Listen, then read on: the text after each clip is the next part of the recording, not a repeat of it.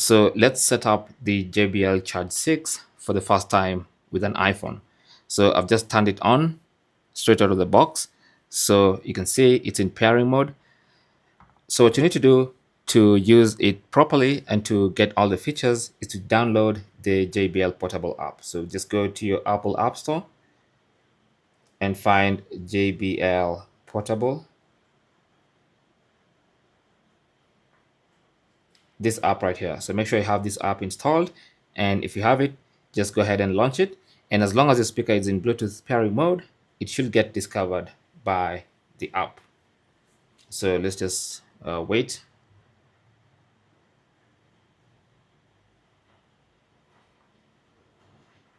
If not, you can turn off the speaker and then turn it back on.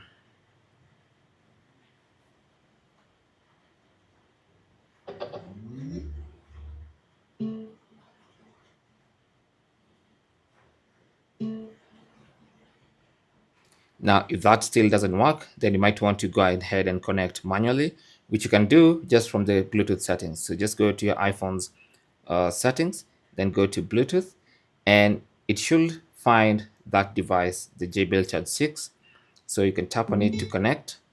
And then once you now go back to the JBL Portable app, you'll notice that it's been detected there and set up. So it's ready for you to use. And that's basically it. Now you might want to also go ahead and update your firmware. So you should see the firmware option here. You can tap on that and update the firmware of your JBL Charge 6. Thanks for watching. Don't forget to like and subscribe. And if you have any comments or questions, talk to us in the comment section. Good luck.